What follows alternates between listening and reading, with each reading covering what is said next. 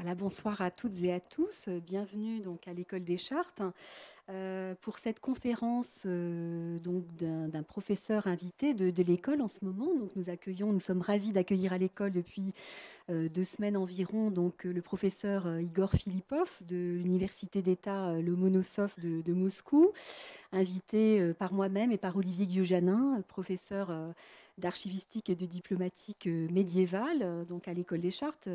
Professeur Philippov, vous avez fait d'ailleurs récemment un cours à nos élèves de 4e année du diplôme d'archiste paléographe dans le cadre des cours d'Olivier Guyojanin la semaine dernière. Et ce soir, nous sommes ravis de vous accueillir donc dans notre salle de conférence, donc la salle de Lille, pour une conférence d'histoire comparée, consacrée à l'anthroponymie russe entre Moyen-Âge et époque moderne, avec des parallèles que vous allez dresser entre la situation russe et la situation, je dirais, occidentale que vous connaissez parfaitement.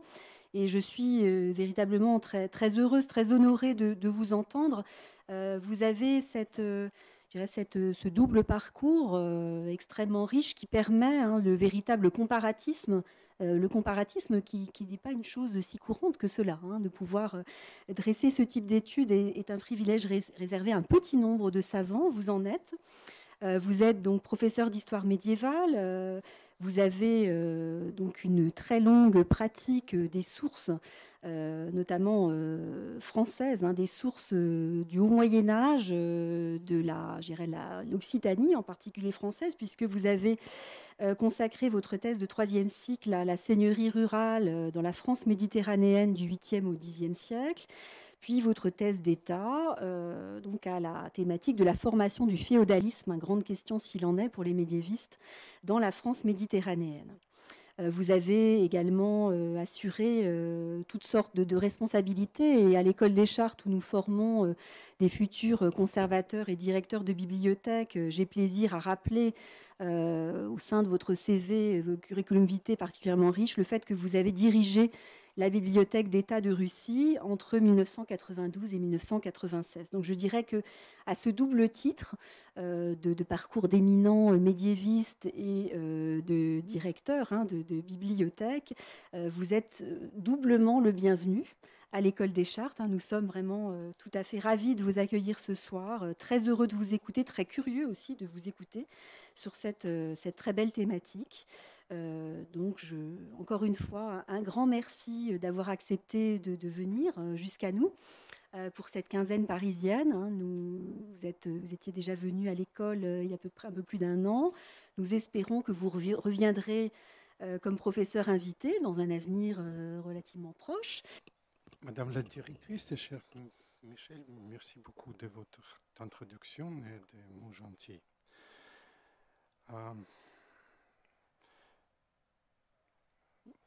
Madame, Monsieur, parmi les autres accomplissements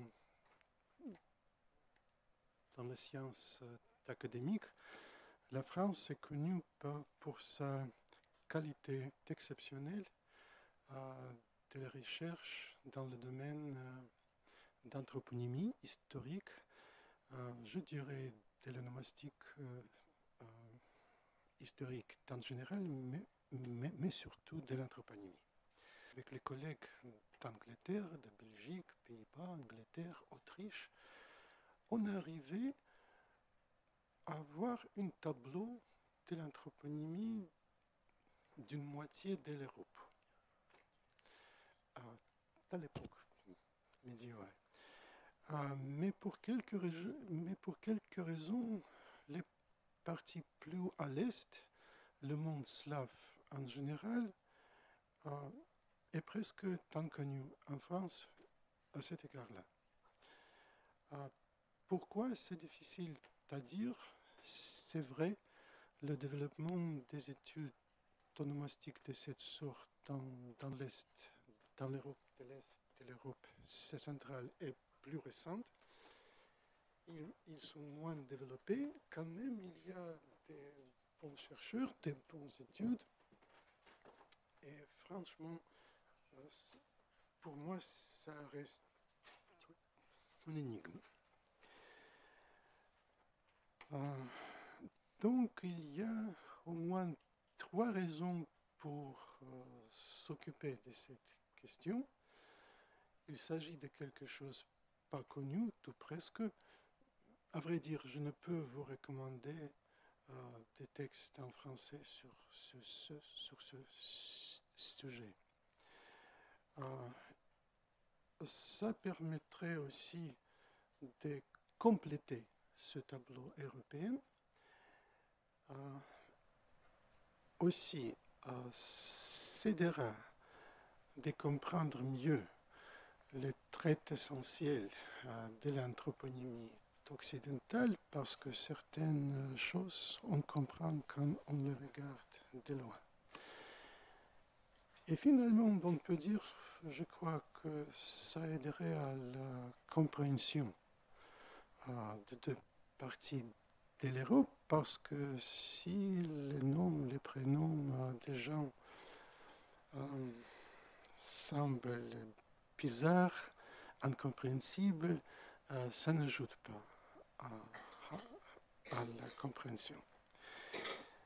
Le sujet est vaste. Il y a beaucoup de détails importants, mais je dois faire un tri et j'ai décidé que je parlerai de 4 questions, dont 2 questions larges, à lesquelles je vais consacrer la plupart du temps.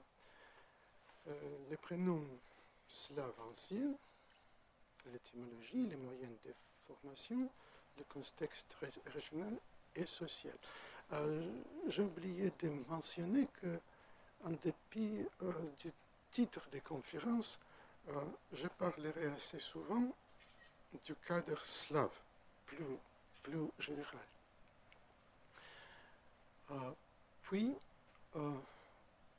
les patronymes, une question plus simple. Puis, une large question, les noms des baptêmes, leur corrélation avec les noms de lignage, les approches orthodoxes, les approches catholiques. Ça a été une découverte pour moi-même qu'il y a des profondes différences à cet égard-là entre les deux cultures chrétiennes. Et finalement, je dirais quelques mots à propos des sobriquets et la formation des familles. Les anciens noms slaves, on peut éliminer dans ce cas-là le mot prénom, car il n'existait que des prénoms qui étaient les noms de tous, tout presque. Les prénoms au nom de cette époque, dans le monde slave, étaient beaucoup semblables à ceux qu'on trouve, par exemple, dans le monde grec ou dans le monde germanique, mieux connu. Par exemple, la plupart de ces noms anciens consistent de 2 lexèmes, de 2 parties, parfois des 2 adjectifs, parfois des 2 verbes, mais ça n'a aucune importance. Vraiment, c'est ces détails de la grammatique. Or, l'essentiel est que c'était la norme, ou presque, pour la plupart des cultures européennes qui partageaient encore le passé commun, indo-européen. Je donnerai quelques exemples qui sont assez connus, au moins les noms eux-mêmes. Qu'est-ce que c'est Alexandre d'Alexandre? C'est qui protège les hommes. Et donc Alexis, c'est simplement le protégeur. Aristote, c'est quoi?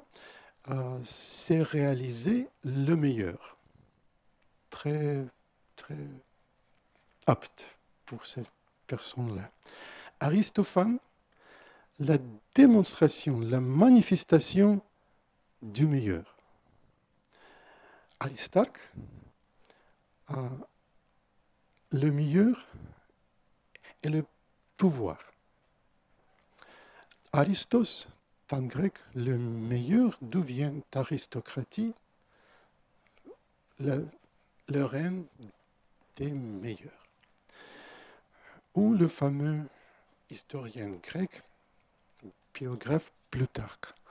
Plutos, je suppose que beaucoup ici présents sont au courant grâce à mot plutocratie. Plutos, c'est riche. Et donc, arc, le pouvoir. Démosthène, le grand orateur. Démos, le peuple. Et thène, la force. Etc.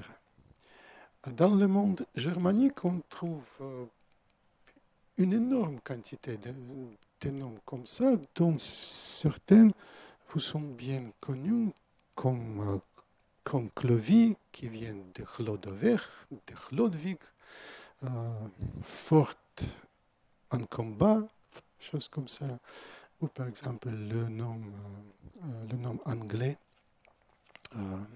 Ethelbert. Ethel, comme en allemand, Adel, la noblesse, donc noble. Et la deuxième partie est plus difficile à identifier. C'est une forme différente du mot qui existe en anglais contemporain, bright, c'est-à-dire qui est brillante. Donc la noblesse brillante. Ou quelqu'un qui est connu plutôt de mauvais côté, bien que les Anglais l'adoraient, Ethelred. Donc Ethel, noble, et red, le même mot que en allemand Rat. Vous savez, je suppose, qu'est-ce que c'est Rathaus, l'hôtel de la ville. Donc c'est le conseil dans le sens d'une réunion de responsables. Voilà. À propos, dans la langue slave, cette route existe aussi. Rada, en ukrainien, c'est le nom de parlement. Et en russe aussi existe ce mot. Les noms slaves sont très semblables. Mais ici, il faut mentionner le problème, les sources. Pour la plupart des pays slaves, la Russie, de ce côté, est une exception.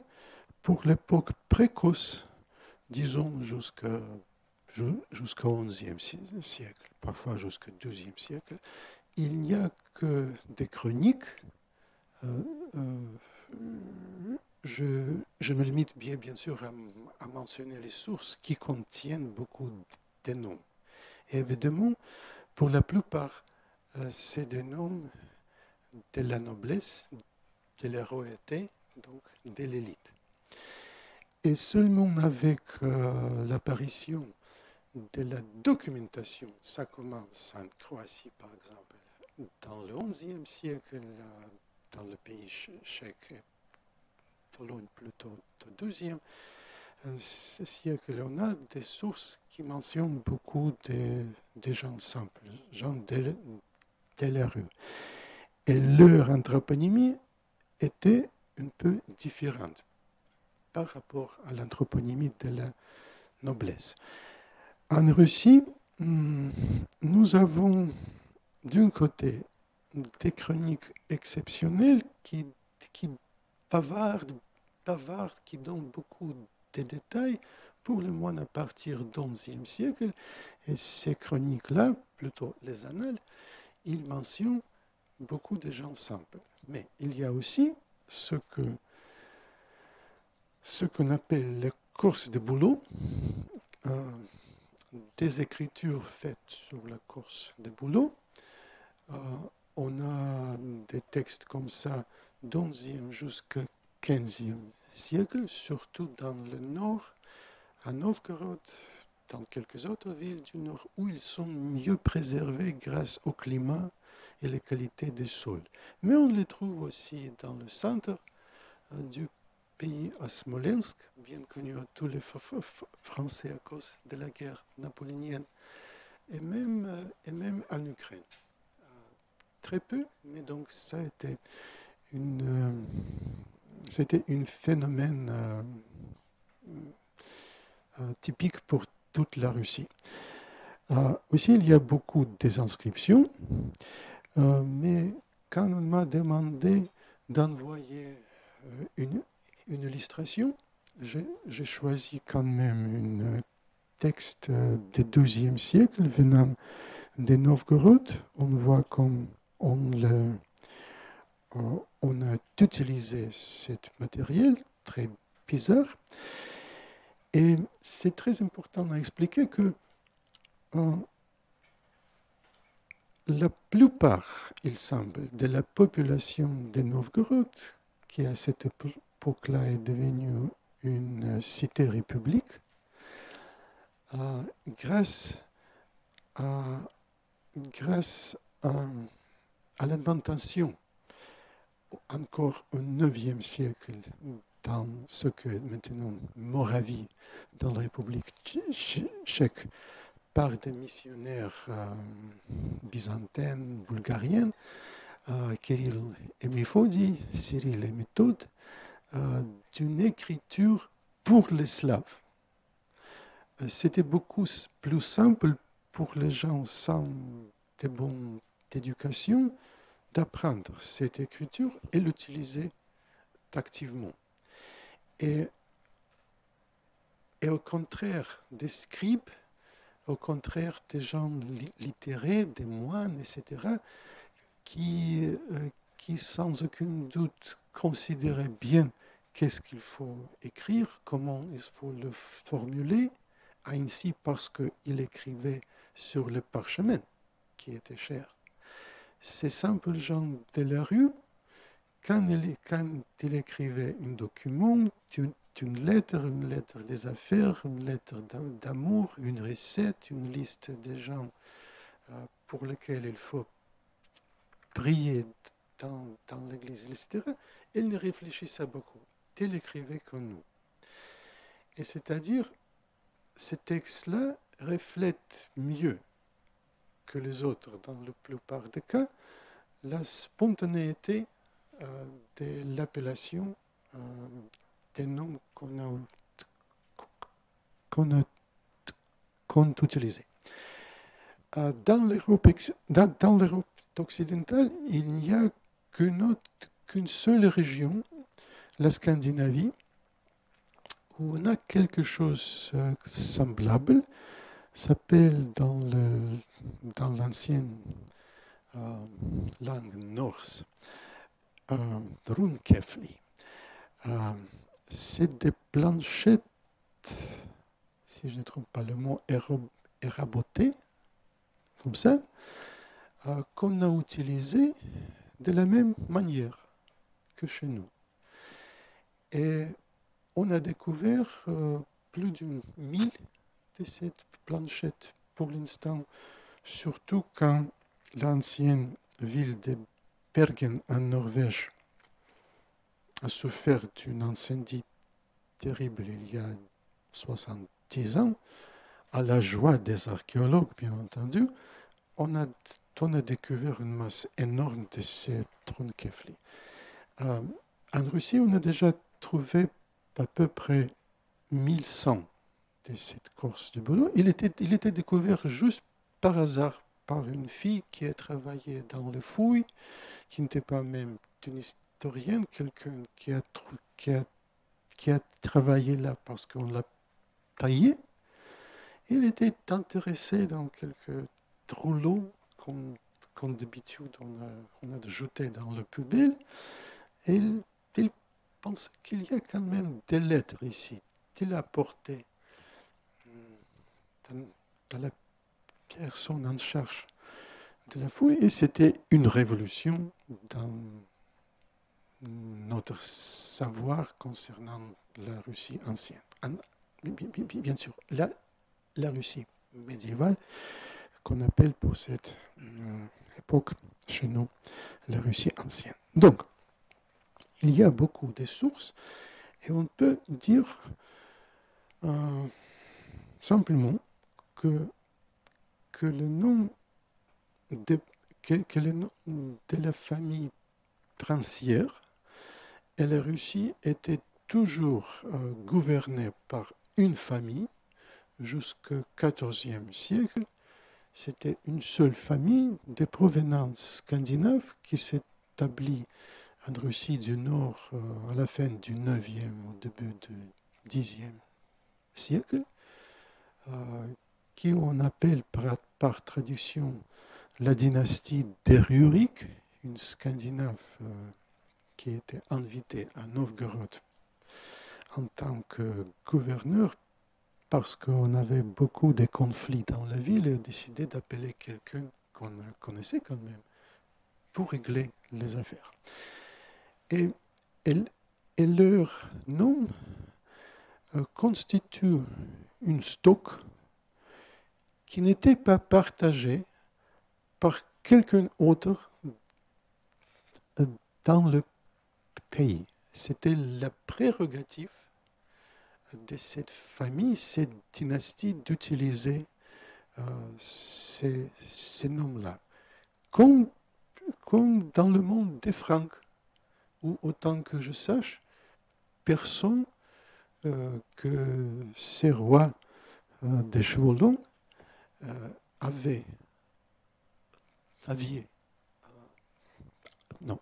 le droit de s'appeler Clovis, Clotaire, Chilpéric, Thierry, etc. Les mêmes situations on trouve en Angleterre anglo-saxon.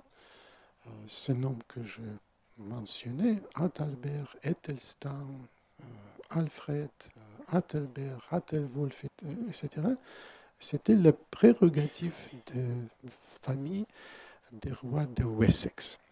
Donc rien exceptionnel de ce côté-là. Mais il semble que le stock des noms en Russie et dans les autres familles royales tout princières dans le monde slave était quand même assez limité. La plupart absolue, 95 peut-être, de tous les noms, 90 certainement, étaient formés de deux médecins de base. Le monde, mais juste en cas, si quelqu'un sait quelque chose à ce propos, il faut dire que dans quelques langues slaves, il y a deux mots qu'on ne peut écrire en caractère latin que comme ça, mais qui sont écrits de manière différente dans l'écriture cyrillique, et donc un mot signifie le monde et l'autre le paix, absence de la guerre. La paix, voilà. Donc, mi et slave. La gloire. Slava, mot partagé par beaucoup de slaves. Donc, ici, on voit des mots, des noms apportés seulement par les gens appartenant à la famille princière. Ce n'est pas, le liste n'est pas complète, mais j'expliquerai quelques.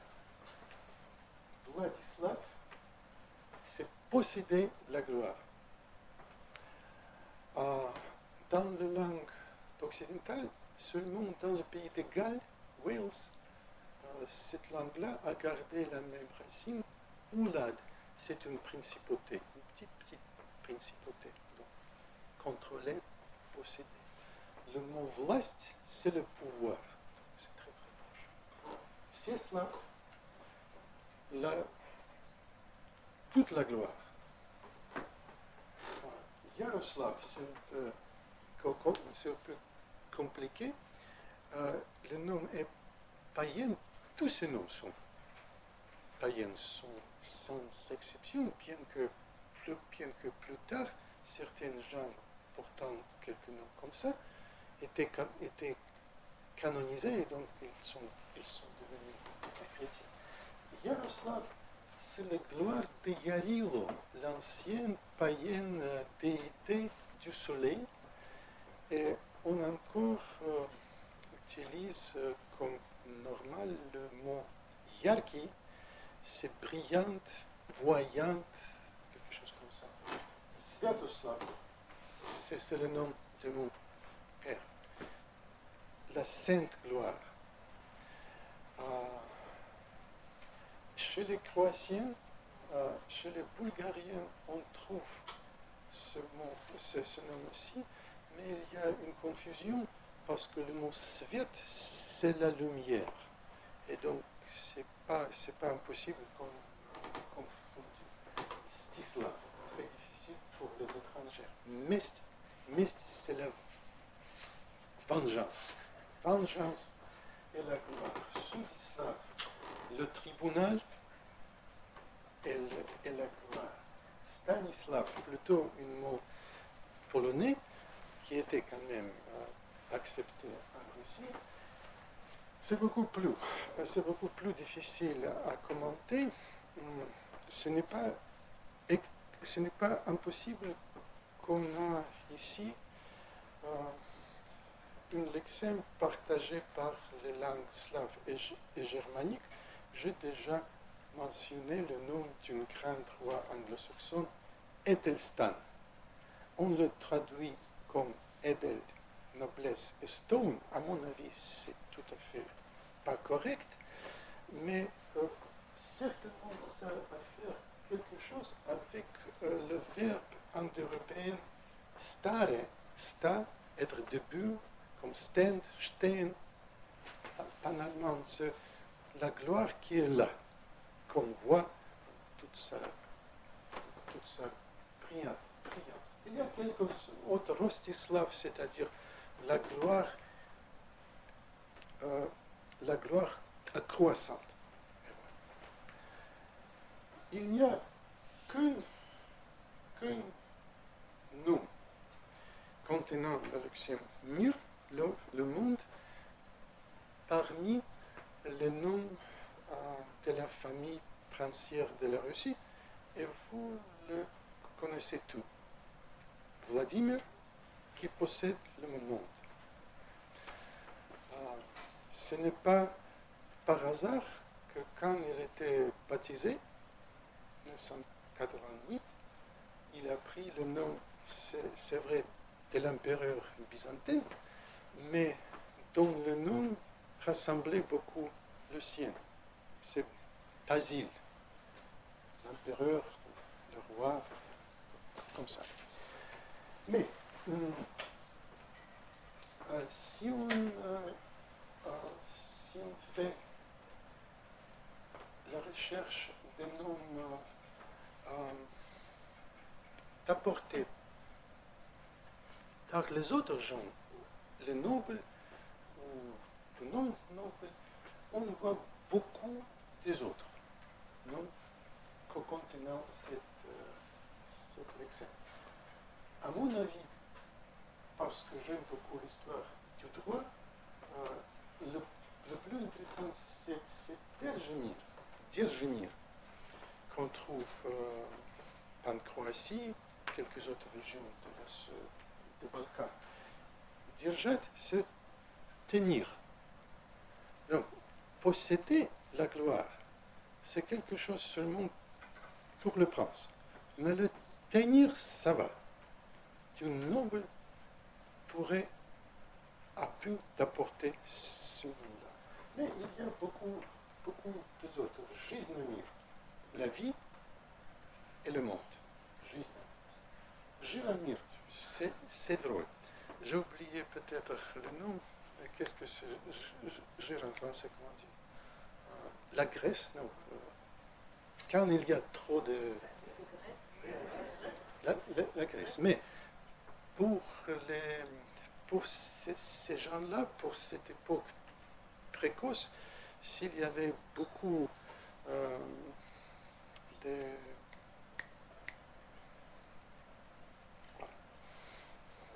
de poids, c'est beau. Donc, on avait beaucoup de noms avec cette lexion je. Lubomir, l'amour et le monde.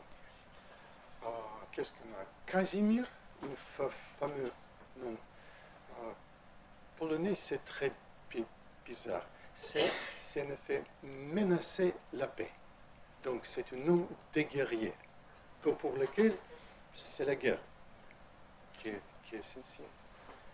Zvonimir, un nom croatien. Zvanit, c'est sonner comme la cloche sonne. C'est le même verbe, sonner, zvanit, mais il n'est pas attesté en russe.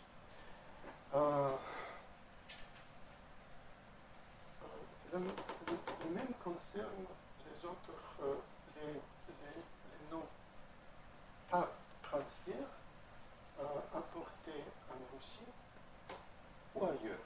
Miroslav, le monde et la gloire. Ludislav, c'est comme le mot anglais, c'est comme le mot allemand. Leute, les gens, donc les gens et la gloire. Domoslav, en toute apparence, la maison, domus, et la gloire. Bolislav, qui combat, et la gloire. Miloslav, il est cher, cher. Giroslav, j'ai déjà commencé. Les noms féminins étaient très semblables.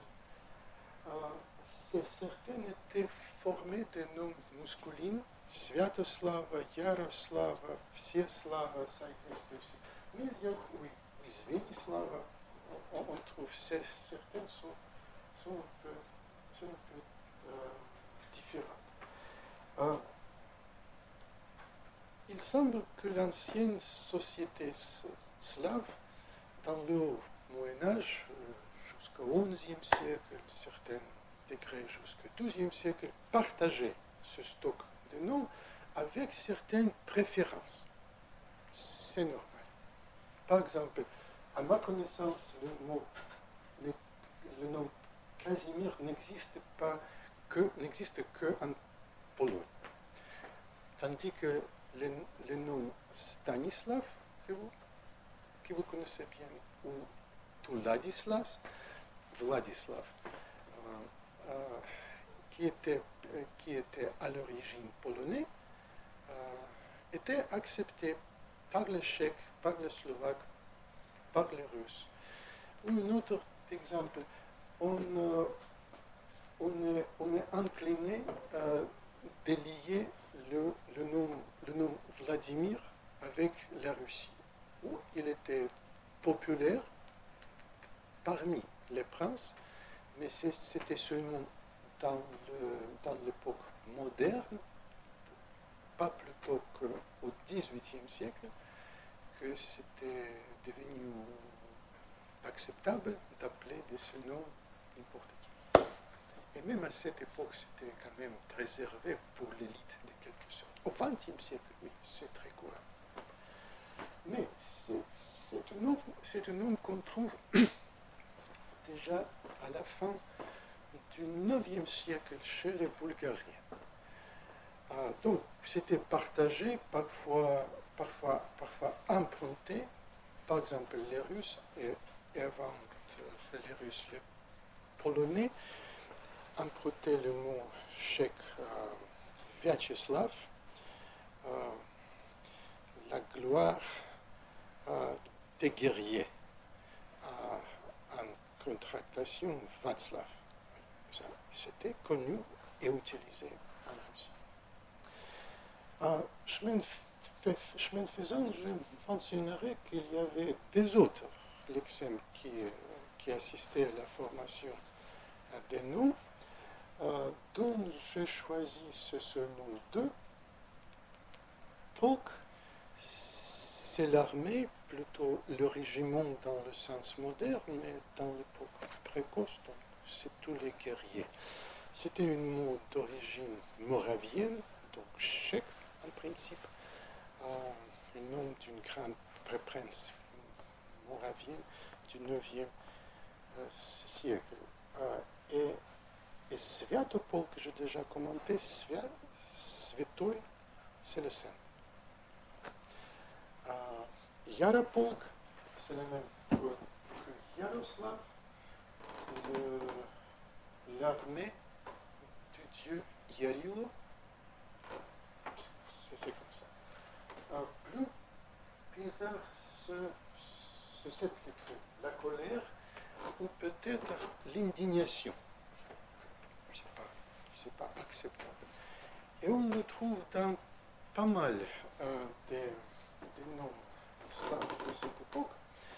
Par exemple, dans le nom, je confonds pour quelque raison ces deux mots, nom et mot. Le nom féminin Dobragnieva, ce que dans le premier regard est tout à fait absurde, parce que c'est le bon colère, oui, mais c'est plutôt la bonne indignité.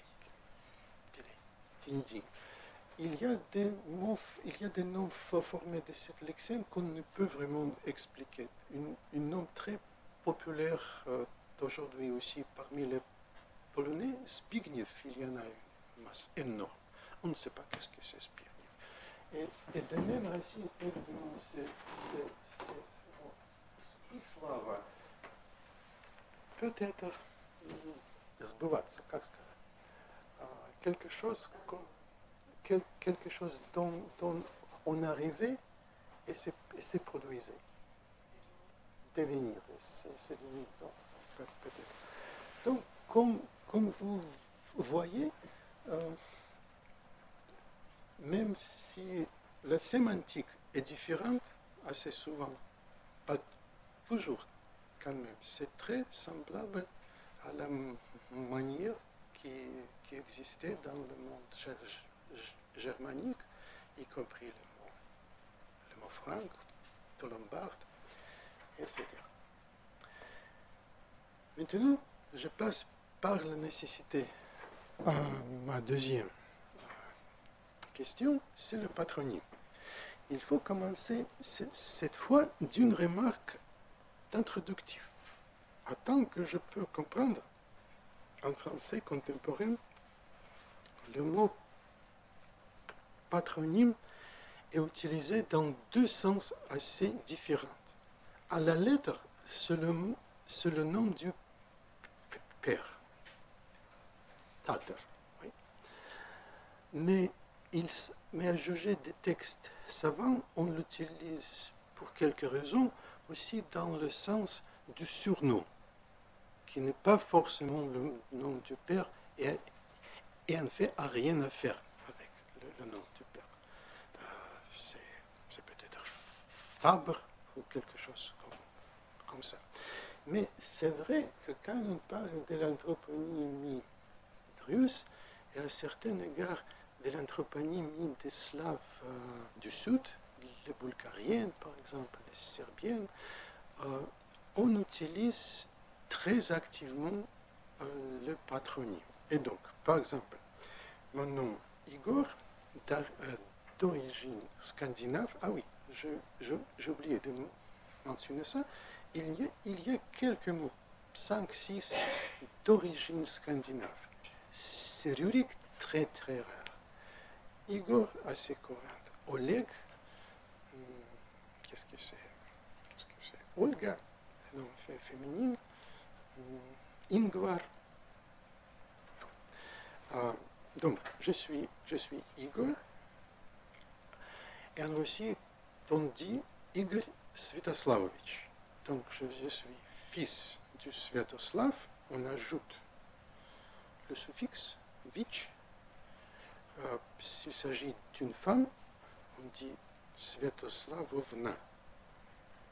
Et c'est tout. C'est très simple. Maintenant, c'est très rare en Europe, n'est-ce pas? Mais à l'époque du Moyen-Âge, c'était très différent. Voilà quelques exemples évidents. Dans le monde scandinave, qui était très proche culturellement à la Russie pour le moins, à cette époque-là, dans les sagas scandinaves, presque tous les gens sont appelés des deux noms. Disons, Stori, Sturluson, le son, le fils de Stori. D'abord, c'était le nom païen, puis tard, c'est devenu courant, on dit Carlson, Nicholson, Larsson, Laurent Larsson, etc. Il y a un pays scandinave, c'est l'Islande, où encore il n'y a pas de nom de famille, sauf le prénom et le patronyme. Mais il n'y a que 300 000 oui. Et donc, même leurs présidents sont appelés ou quelque chose son ou d'autres. Voilà. Donc, ça acceptait, ça existait dans le nord de l'Europe. En Espagne, on connaît une quantité infinie de noms de famille comme González, Martínez, Fernandez, tous ces noms, c'était d'abord le patronyme. Fils, fille de quelqu'un. Ça existait au moins dans le midi de la France. Je ne suis pas totalement sûr si ça existait dans le nord du pays. Dans le forum latinisé, et on n'a que des textes en latin jusqu'au XIIe siècle, tout presque, on dit par exemple Raimundus Bernardi. Donc en génitif, c'est quoi? Évidemment, c'est le nom du père. Mais plus tard, au XIIe siècle, on voit dans le Midi français aussi qu'en Catalogne, un phénomène qu'on ne comprend pas encore, bien qu'on le discute beaucoup. C'est le phénomène des noms doubles. Donc ce n'est plus Raimundus Bernardi, mais Raimundus Bernardus. En effet, il ne faut pas oublier qu'il prononçait de manière différente. C'était Raymond, Bernard, Bernat, ça dépend de la région. Mais il y avait donc une confusion entre le nom qui consistait de deux noms, comme les Anglais disent aujourd'hui, by name. Et le nom, et le prénom, et le patronyme. On le voit dans une forme très différente dans le monde celtique. Vous savez ça sans doute. En Écosse, qu'en Irlandie, on utilise les formules. Excusez-moi, j'oublie. Kenner MacCormac. Mac, le fils. Ce n'est pas forcément le nom qui suit le premier après Mac, parce que, par exemple, MacNab, c'est très amusant. C'est le fils d'Abbé. N'est-ce pas? Oui. Ou Govan. MacGovan, le fils du Fabre. Jacques Le Goff, une breton, donc c'est aussi comme ça. En breton, ce Mac était francicisé et c'est devenu le.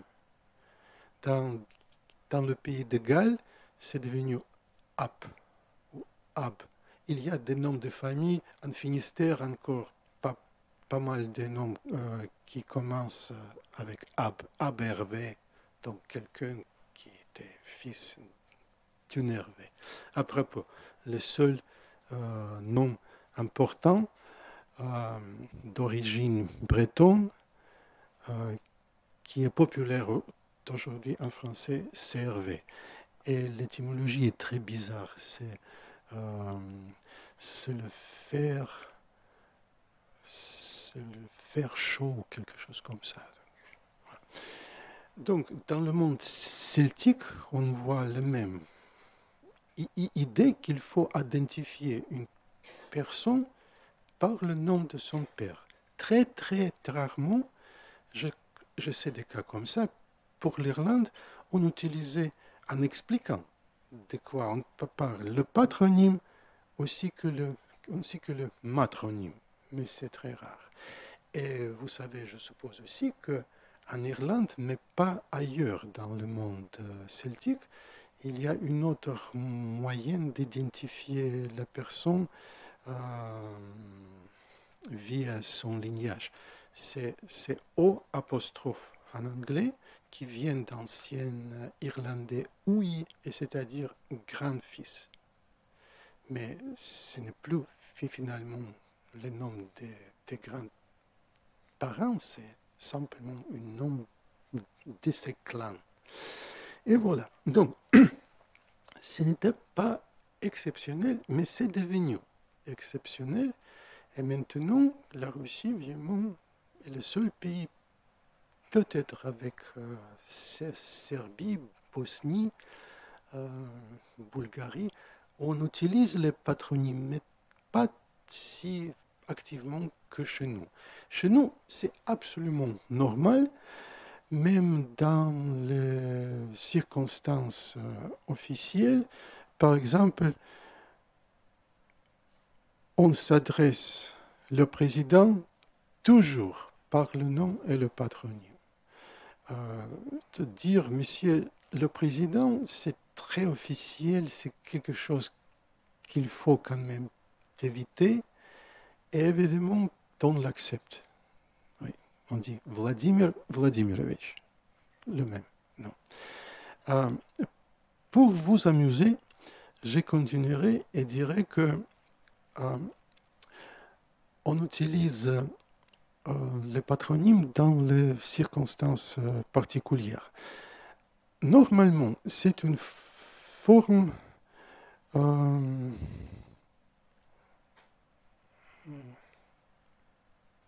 qu'est-ce que tu vois, oui, respectueuse. Voilà. Donc, les étudiants m'adressent toujours Igor Sviatoslavovich, sans exception. Si quelqu'un m'adresse monsieur le professeur ou monsieur Philippe, c'est quelque chose. Non, oui. Oui. Il faut appeler plutôt les médecins. Ce n'est plus acceptable. Mais c'est plus intéressant de mentionner que même quand on s'est tutoyé, on s'est tutoie. Comment on dit tutoie? Oui. Dans certains cas, c'est normal de dire Ivan Ivanovich, toi. C'est une coutume ancienne qui vient sans doute des communautés paysannes où on était très fiers d'avoir un deuxième nom. Et en effet, l'État, l'élite, le système politique ne voulait pas accorder ce droit à n'importe qui. On l'a gardé pour eux-mêmes. Nous avons deux noms. Et dans le document jusqu'au 19e siècle, même si on parlait des nobles, par exemple de notre grand poète Pouchkine, dont la famille se date quand même du XIIIe siècle. Il s'était appelé dans un document il achetait du terre ou quelque chose comme ça, Alexandre, fils du Sergueï Pouchkine. Mais les marchands, les paysans, chez soi, s'adressaient toujours avec le patronyme. Ça concernait les femmes aussi, aucune différence. Maintenant, aujourd'hui, disons, dans une réunion officielle, si tout le monde sont au courant qu'on s'est tutoie avec cet homme-là, c'est quand même un peu drôle de prétendre qu'on s'adresse vous. Et donc, je peux te dire, en réunion officielle, Ivanovitch, de quoi tu parles? C'est une sottise terrible. Donc, c'est respectueux et dans la même manière, c'est un peu familier. Et finalement, pour terminer cette partie de la conférence, je dirais que jusqu'à récemment, en fait jusqu'à aujourd'hui, mais c'est plutôt une forme de blague, on peut adresser une autre personne seulement par le patronyme. C'est une forme de familiarité et aussi du respect dans le même temps.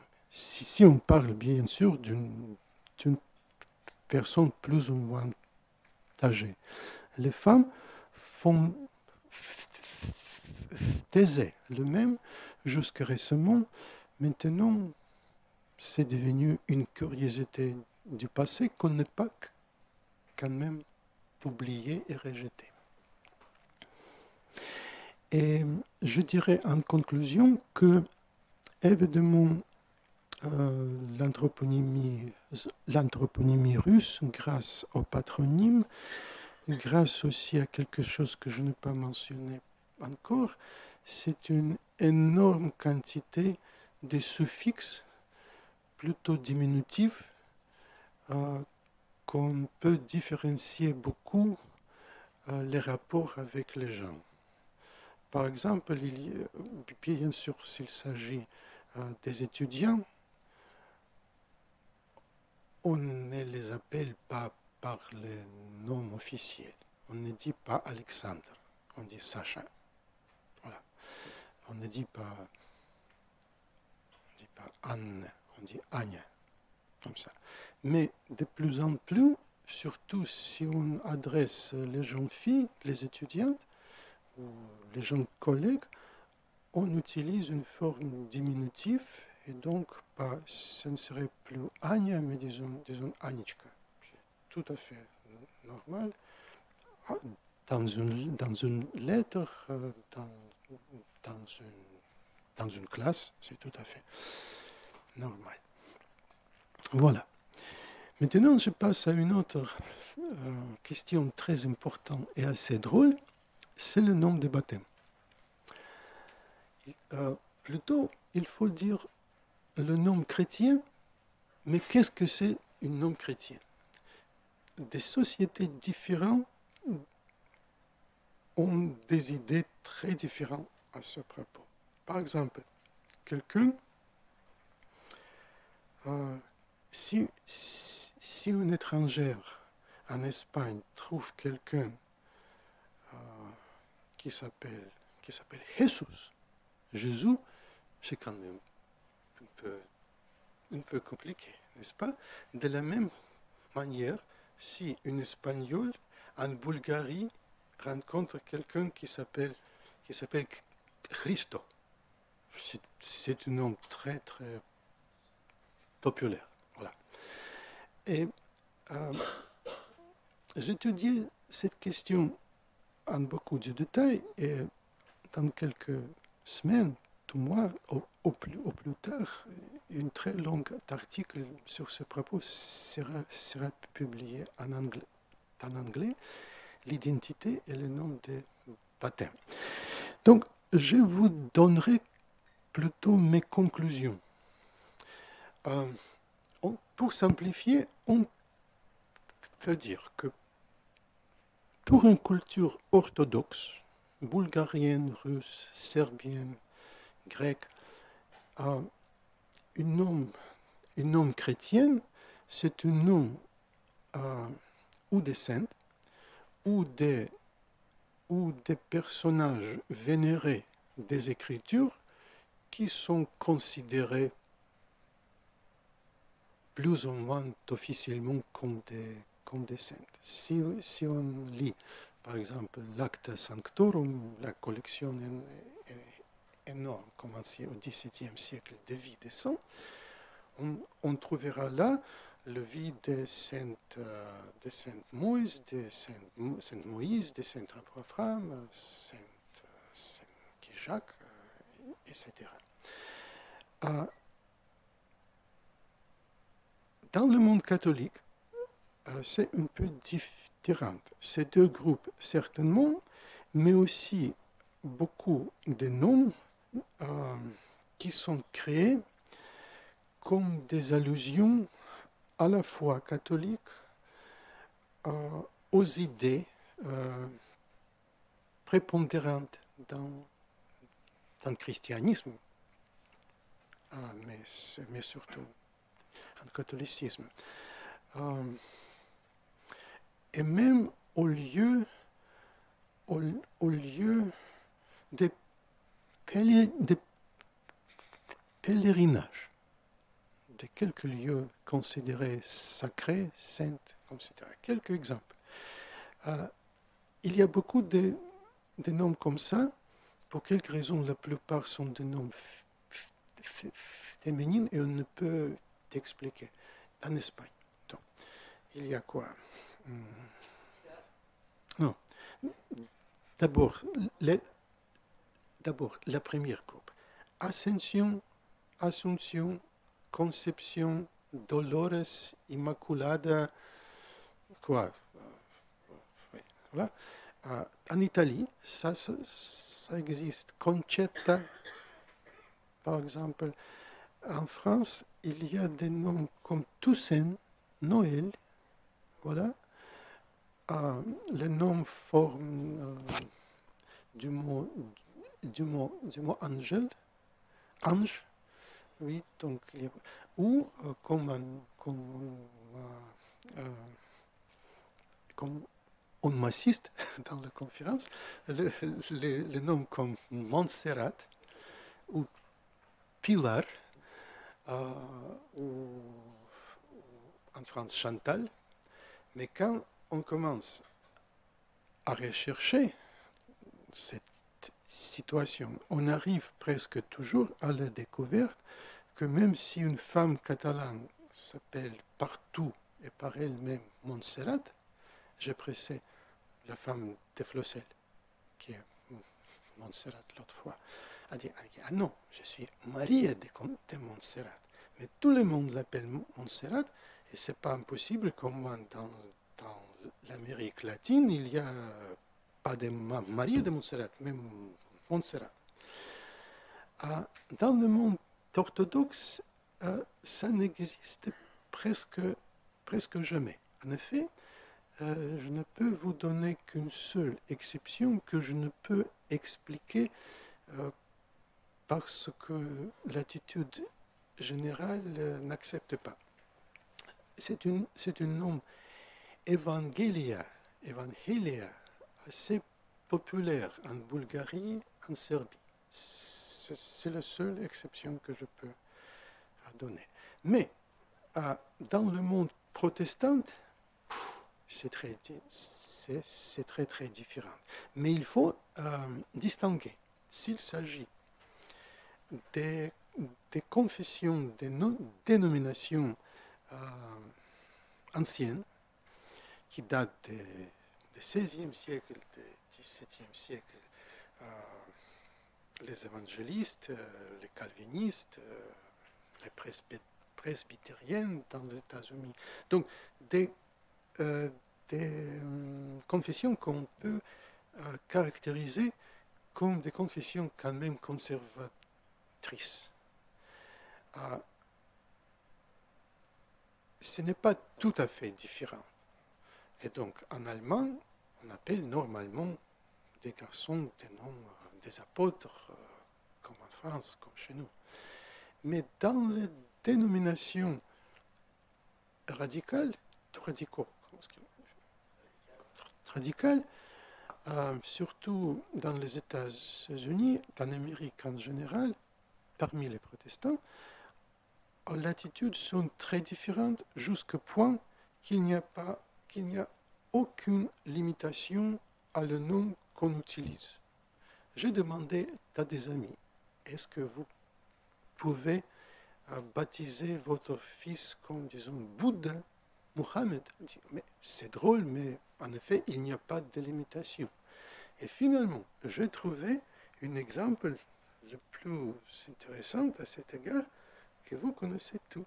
Est-ce que vous savez sous quel nom le président Obama a été baptisé? Tarak Hussein.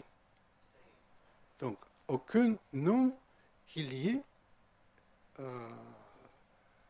lui au culte chrétien, dans la culture chrétienne. Il était baptisé très tard. Je crois qu'il était 37 ou 38, quelque chose comme ça. Peut-être 28, mais certainement pas comme enfant. Donc, il faut prendre en considération cette différence profonde. Dans la culture orthodoxe, je suis certaine que c'est comme ça chez nous pour les moines, en Ukraine, en Bélarus. Le nom des baptêmes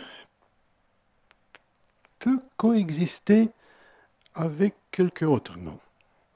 Si la famille voudrait nommer l'enfant, disons, par un nom de lignage, ou n'importe quel nom, par exemple, c'était le cas de mon père, Sviatoslav, il n'y a pas Saint Sviatoslav. Et on appelait toujours de ce nom, mais il était baptisé comme Vyacheslav, pour le saint tchèque. Donc, ça existe. Mais nous n'avons pas des noms doubles, triple, quadruple, etc. À propos, je vous raconterai une blague. C'est une très vieille blague américaine. Une touriste espagnole dans les États-Unis revient très très tard dans l'hôtel. La porte s'ouvre, le cloche sonne et le concierge qui est presque endormi dit « Qui est là ?» Il commence « Juan, Anselmo, Fernando, ok. Que le dernier de vous ferme la porte. » Voilà. Donc ça n'existe pas chez nous du tout, sauf dans cette combinaison du nom païen et le nom de baptême. Jusqu'à récemment, on a considéré que le nom de baptême signifie un lien important entre la personne et le saint particulier. Donc, si deux hommes ou deux femmes baptisés au nom du même saint se rencontrent, il y a quand même quelques liens entre eux aussi. C'est quelque chose qui détermine à certains degrés l'identité. Et jusqu'au XXe siècle, jusqu'à la deuxième moitié du XXe siècle, plusieurs familles n'ont pas célébré l'anniversaire, mais le nom, mais la date, le jour où on... oui, voilà. Cette fête était même appelée, on l'appelle encore, Imenine. C'est le mot, c'est le nom. Donc, quand on était donné ces noms-là, maintenant, le choix est libre. Jusqu'au début du XXe siècle, c'était plutôt le choix du prêtre et qu'il insistait qu'il faut baptiser la personne sous le nom qu'on vénère ce jour-là, qu'on célèbre, rappelle ces jours-là. Ça causait beaucoup de problèmes parce que parfois, il n'y avait pas de bons noms ces jours-là. Et l'élite a réussi très tôt d'assurer sa position exceptionnelle que ça ne concerne pas. L'élite, c'est le nom dynastique ou c'est le nom de choix libre. Mais en tout cas, oui, mais aussi au contraire qu'on trouve dans l'Occident, au moins en France, où il n'y avait pas vraiment de ségrégation des noms des points de vue social. Il y avait des exceptions. Par exemple, le nom Alexander ou Dalmatius, comment on dit, Dalmatius, étaient considérés des noms nobles. Mais les prétentions très courantes dans le manuel que dans la France médiévale, le nom Jacques, c'était un nom pour les paysans est tout à fait drôle.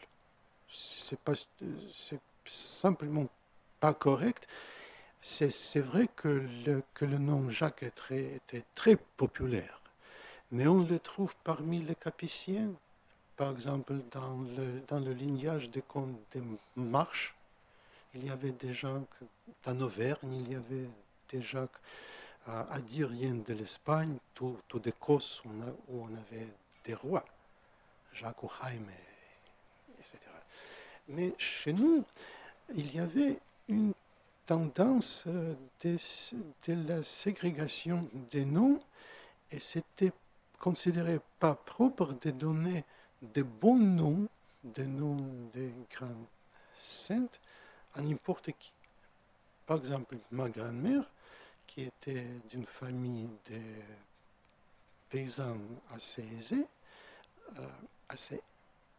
aisés avant la Révolution, suffisant à mentionner qu'il a même réussi à terminer une gymnase avant la Révolution. Quand elle était née, la famille insistait qu'il faut l'appeler Hélène. Et le prêtre était contre. Et ça a pris beaucoup de temps de le convaincre que c'est quand même pas contre les règles, ce n'est pas contre les canons, mais la coutume. Donc, pour nous, c'est très évident que si il y a une baptême, il faut appeler l'enfant avec un nom de sainte, d'une patriarche biblique, tandis qu'en Occident, au moins jusqu'au XIIe, XIIIe siècle, c'était absolument normal d'appeler une personne païenne, disons quelques Normands, par un autre nom païen, mais déjà intégré dans la société chrétienne, accepté comme quelque chose qui est lié pas forcément au culte, mais à la culture chrétienne. Des exemples. Quand Rollo était baptisé, 911, il était baptisé par le futur roi Robert, qui était déjà une capétienne, oui? avant Hugues Capet. Il était baptisé comme Robert. Et le premier Saint Robert, accepté par l'Église catholique, c'est Robert abbé de Sainte-Chaise, qui était mort, je crois, en 1089. Voilà. dans le 9e siècle, quand le roi Alfred, qui semble qu'il n'avait pas du nom chrétien comme Charlemagne ou Louis le Pieux, n'importe qui, quand il a baptisé une autre diable normale qui s'appelle Guntram, il l'appelait par le nom de son frère aîné déjà mort, Ethelstan. Dans la même époque, le futur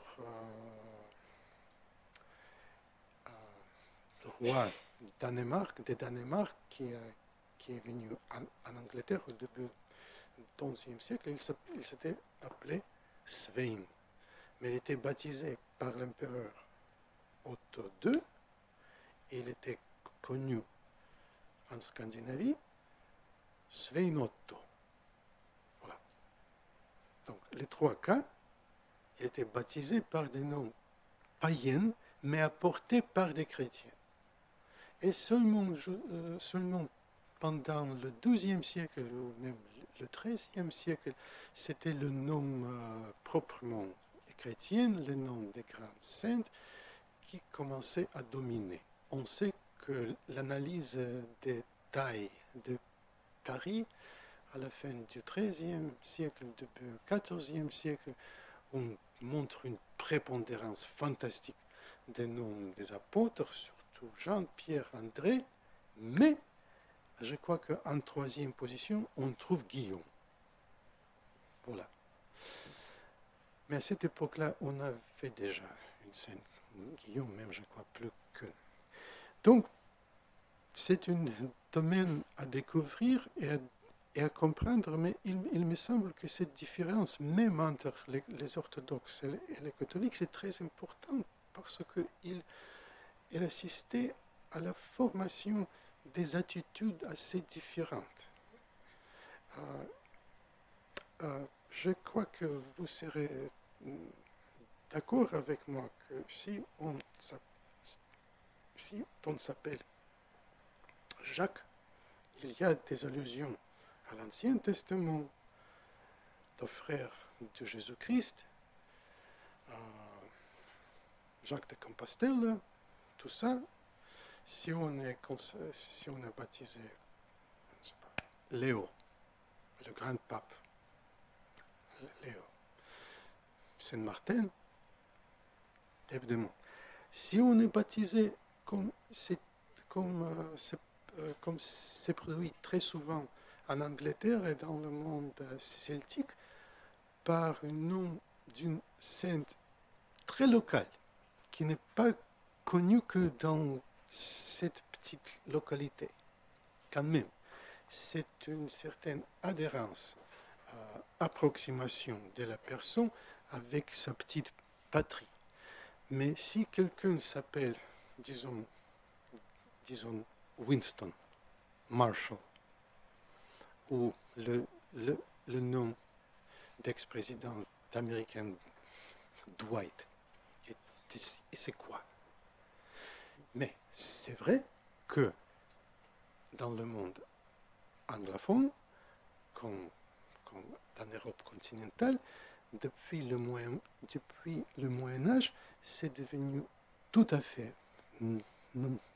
normal d'apporter au moins 2 noms chrétiens ou 3 noms chrétiens et d'être baptisé sous tous ces noms. Et si quelques noms parmi ces 2-3 noms n'est pas chrétien, donc il y a quand même une certaine liaison avec la culture chrétienne. Or, dans les États-Unis, c'est pas impossible d'être baptisé avec des noms qui n'ont rien à faire avec la culture chrétienne, ce que c'est très difficile à comprendre pour moi, bien que je ne suis pas tout à fait religieux, je me considère chrétienne, mais c'est donc la question de la culture. Finalement, quelques mots seulement, parce que évidemment je parle trop long. Oui? Oh là là, oui. Les sobriquets et la famille. J'ai décidé d'unifier ces deux questions parce qu'on sait que beaucoup de noms de famille sont sortis des sobriquets. N'importe quel. C'est tellement évident qu'il ne faut pas perdre du temps. Et vu de ce côté-là, nos familles ressemblent beaucoup les vôtres. C'est plutôt les formes grammaticales qui sont différentes. En France, comme en Angleterre, on dit Smith, Schmidt, Faber. Voilà, un mot. Chez nous, c'est possible, mais c'est infiniment rare. Il y a toujours un suffixe, celui qui vient des familles du Faber. Et donc, Kuznets, ou en ukrainien Koval, et le nom de famille, Kuznetsov, Kovalyov, comme ça, toujours. Ov, Ev, parfois In. Autrement, je ne vois pas beaucoup de différences. Je ne mentionnerai qu'une chose qui me semble importante quand même, et je viens de comprendre que j'ai oublié quelque chose d'important à dire. Le choix des noms chrétiens en Russie, dans les autres pays orthodoxes, n'est pas très différente par rapport à ce qu'on trouve en France, en Italie. C'est plutôt quand on regarde les situations médiévales dans l'Occident qu'on est parfois frappé. Parce que, évidemment, c'est pas bien connu que jusqu'au XVe siècle, l'Occident, sauf peut-être un peu Scandinavie et aussi Malte, ne connaissait le mot pôle. C'était infiniment rare. On peut ouvrir une grande cartulaire qui mentionne des milliers de gens, il n'y a aucun pôle. Même s'il s'agit de localités comme par exemple Narbonne, où il y a aussi une culte locale de Saint-Paul de Narbonne. Là, il y a un peu. Mais ce n'est pas du tout comparable avec des autres cultes. Pourquoi on ne peut t'expliquer? Surtout que les églises, les hôtels étaient consacrés à Pierre et à Paul. Presque toujours les deux. Je l'ai découvert par hasard. C'est très intéressant comme un sujet, mais je préfère maintenant de fixer ce fait. Un autre exemple semblable, mais plus facile à expliquer, c'est le nom Joseph. Infiniment populaire à l'époque moderne, aussi en France. Pouvez-vous imaginer le XVIIIe siècle, le XIXe siècle français sans le nom Joseph? C'est totalement impossible. Il n'y avait pas de Joseph, sauf que parmi les Juifs, et ce n'était pas le mot préféré par le Juif, une autre énigme. Voilà. Et finalement, comme la plupart de vous, je crois que vous avez vu cette illustration, c'est une course de bouleaux qui vient de Novgorod, une petite course de bouleaux. Il y a beaucoup plus large. Il n'y a pas que quelques lignes, mais malheureusement, il n'y a pas des écritures sur l'écran. J'ai choisi ce texte-là parce qu'en premier lieu, c'est très différent de trouver une illustration pour une conférence sur l'anthroponymie. Vous savez, c'est un peu drôle.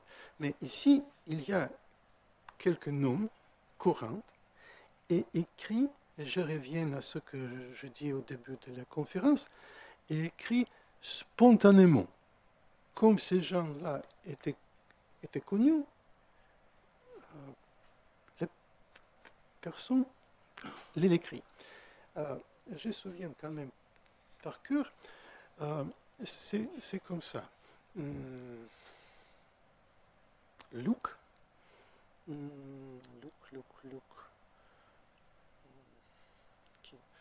Un nom d'apôtre, j'ai oublié quel.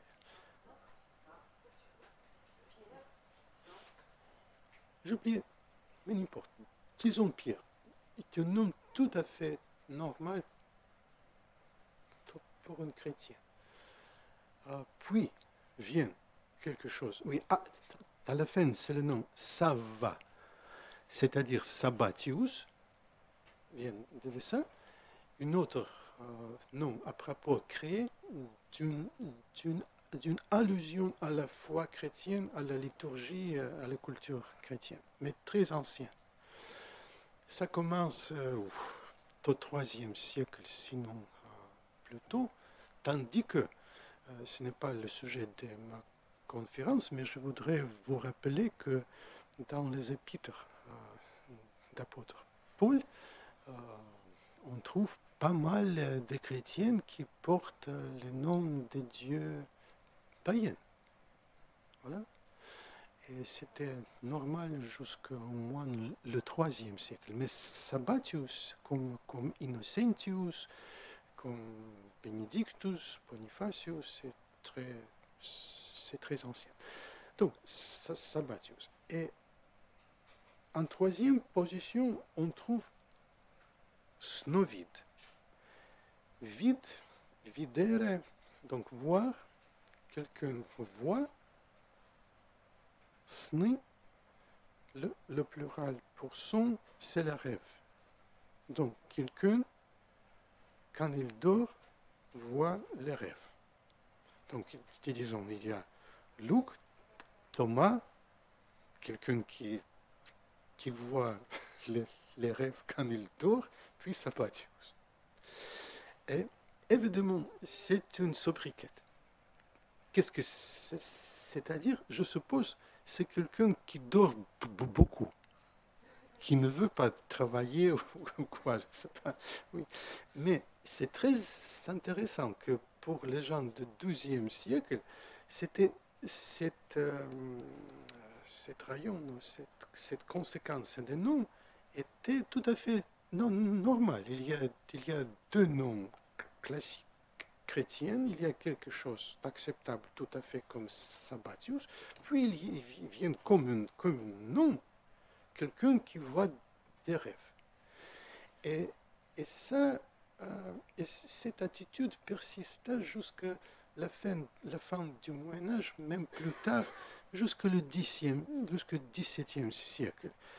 Surtout parmi les gens simples, on trouve pas mal, mais de moins en moins fréquemment, des gens qui sont nommés par un nom qui n'est pas vraiment un nom, mais une sobriquet. Et voilà. Je crois qu'il faut terminer ici. Je vous remercie beaucoup de votre attention et de votre intérêt. Merci.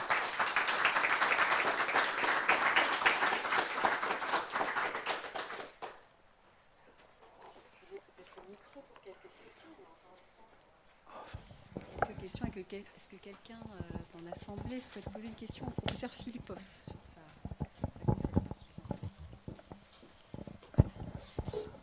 Merci, bonsoir.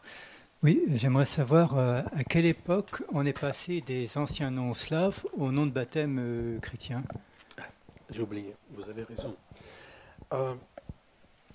Les premières Russes qui sont connus par les sources qui étaient chrétiennes apparaissent dans les sources déjà dans la première moitié du XIe siècle, mais c'était des exceptions rares. Dans la deuxième partie du XIe siècle, et surtout pendant le XIIe siècle, on voit des princes et certains autres gens qui sont connus seulement par un nom chrétien. Par exemple, le prince qu'on considère traditionnellement le fondateur de Moscou, Yuri, c'est-à-dire Georges, de main longue, qui toujours a voulu conquérir d'une autre principauté. Il n'apportait qu'un nom chrétien. S'il avait aussi une autre nom païen, c'est pas impossible, mais il n'y a aucune trace. Mais mais dans la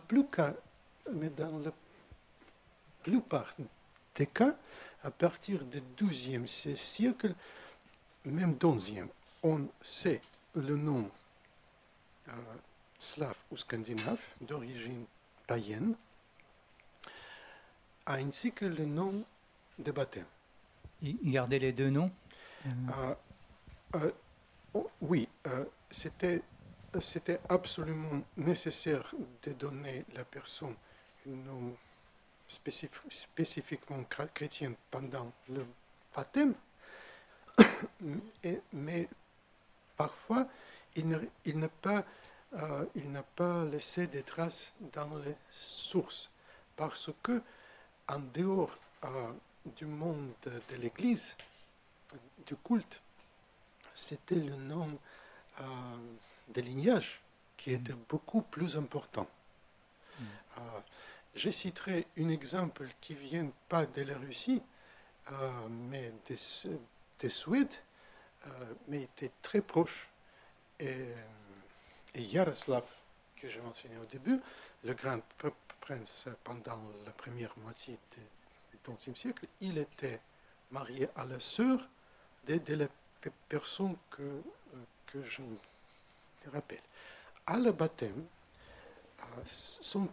leur père a pris d'accepter le christianisme au début du XIe siècle. Son fils a reçu un nom Jacob. Mais puis, le Ting, l'Assemblée populaire des Suédois, a refusé de l'accepter comme un roi s'il ne change pas le nom et s'il ne prendrait pas un nom traditionnel dans cette famille. Il était mentionné dans les sources Anund Jacob. Voilà. Donc c'était plus important. Et seulement vers le XVe siècle, quand c'était déjà exceptionnel, les noms anciens disparaissent. Et ce n'était que à la fin du XIXe siècle, plutôt au début du XXe, quand ils sont revenus. Et surtout pendant la Deuxième Guerre mondiale, car c'était considéré que c'est un acte de patriotisme de nommer des enfants des noms traditionnels. Voilà. Excuse-moi, c'est vraiment important, j'ai oublié de le mentionner. Est-ce que vous pourriez nous dire si aujourd'hui on veut chercher des anciens prénoms, où est-ce qu'on peut les trouver sur Internet ou des choses comme ça? Ah oui. C'est facile? En russe, sans doute. D'accord. Mais je suppose que c'est possible. Oui, je suppose. Et pour les prénoms féminins, vous en avez mis 4. Est-ce qu'il en existe bien plus? Oui, oui. D'accord. Oui. Mais on les connaît beaucoup plus pires. C'est-à-dire? Parce qu'ils n'étaient pas mentionnés beaucoup par rapport au nom des hommes. Et en effet, ça ne me plaît pas de l'accepter comme un fait. C'était beaucoup plus marqué qu'à l'Occident. Par exemple, la chronique anglo-saxonne, très bonne source détaillée, fait allusion à une des reines, Emma, qui était de la Normandie, fille du duc de Normandie, et qui était à propos était obligée de changer son nom en venant en Angleterre. Elle a reçu une très belle nom anglais, de Guilford. Oui, oui, mais c'est une autre histoire. Et elle était très active, c'était une femme très forte, elle a réussi de se remarier avec le vainqueur de son premier mari, le Knud, le grand roi Knud. Et donc, elle est mentionnée une quinzaine de fois dans les sources. Et parfois, la chronique l'appelle Emma, parfois de Guilfou. Une fois, un scribe a écrit en Francisque Emma, en anglais de Guilfou. Mais quelquefois, on dit la fille du duc de Normandie, tout. C'était assez courant au Moyen-Âge, mais chez nous, c'était beaucoup plus pire. Et on ne comprenait pas la situation parce qu'il semble que les femmes, quand même, jouaient un rôle pas négligeable, étaient assez libres, etc. Mais voilà un fait qui me stupéfiait absolument. Une fille du grand prince Mstislav, Vengeance et la gloire, qui était moitié anglais. Et en effet, dans le monde occidental, il était connu comme Harold. Voilà. Mais il était baptisé comme Théodore. Donc il avait 3 noms. Et voilà, elle était une femme d'une cousine et jouait un rôle très important quand cette cousine est devenue le grand prince de Kiev. Parce que les gens de Kiev disent « Oh, mais c'est la fille de notre ex-grand prince qu'on aimait beaucoup. » Elle a fait une donation à une église à Kiev et il y a une graffiti qui reste sur le mur de cette église. C'est un document. Et il signe, ou plutôt le scribe, quelqu'un qui l'a fait, signe pour ça. Il ne donne pas son prénom. Il écrit Vsevolodja, la femme de Vsevolod. C'est tout à fait impensable. Et même dans l'Église, il y a des cas avec les inscriptions sur l'autel, autour d'autel, des gens pour lesquels il faut prier. Et parfois, il n'y a pas de nom féminin, mais l'explication que c'était la femme de celui-ci et la fille de celui-ci. Ça fait bizarre. Donc, on connaît beaucoup moins le stock de noms féminins, mais il y en a beaucoup quand même. Merci beaucoup.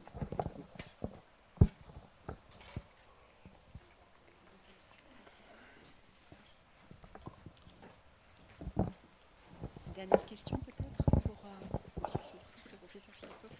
Je vous en prie. Messieurs, dames, bonsoir. Je voulais savoir pour le nom slave, est-ce qu'il n'a pas donné en français le nom esclave? Ah oui. Alors, je voulais savoir la corrélation. Pourquoi la soumission et la gloire? Comment vous expliquez ça? Non. Le mot slava, c'est la gloire. On ne sait pas vraiment le lien entre le nom ethnique et ce mot-là, mais le nom slava gloire existe dans toutes les langues slaves. Donc, peut-être c'était une manière de dire que nous sommes les glorieux. C'est une hypothèse seulement, mais comme les Schwab, les Allemands s'appellent Allemands, tous les hommes. Voilà.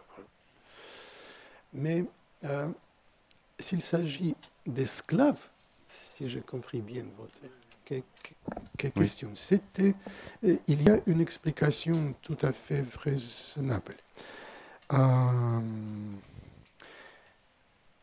partir du 8e siècle au plus tard, et peut-être plus tôt, en effet, l'Église en Occident a interdit de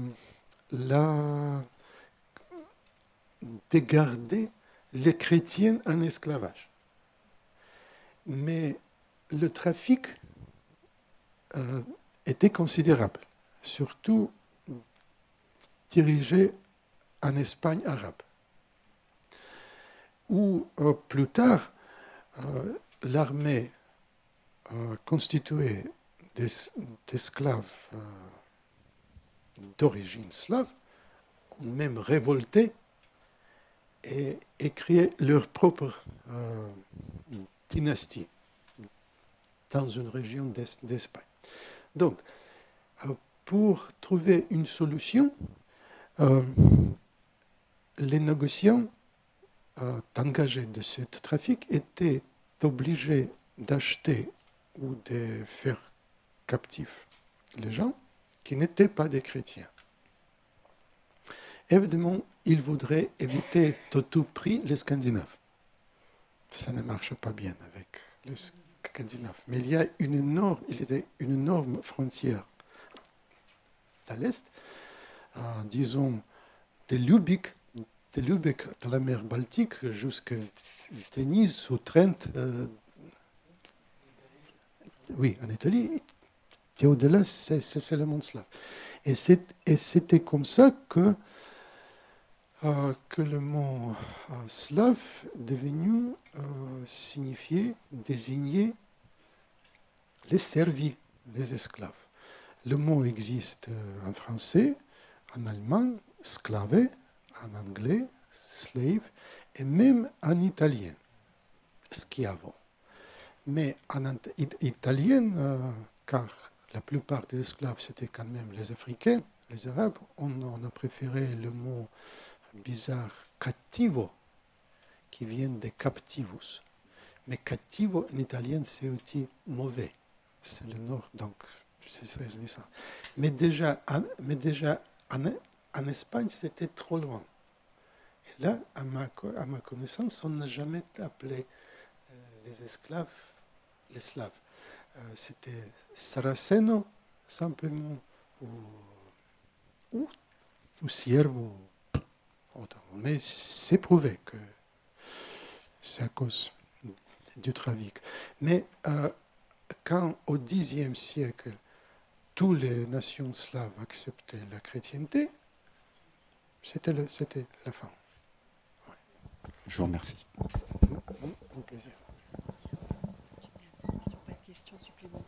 S'il n'y a pas de questions supplémentaires, il nous reste à vous remercier chaleureusement pour cette très belle conférence, très instructive. Et donc voilà, et remercier aussi l'Assemblée pour son écoute attentive et ses questions. Merci à tous, à très bientôt à l'École des Chartes. Bonne soirée à tous.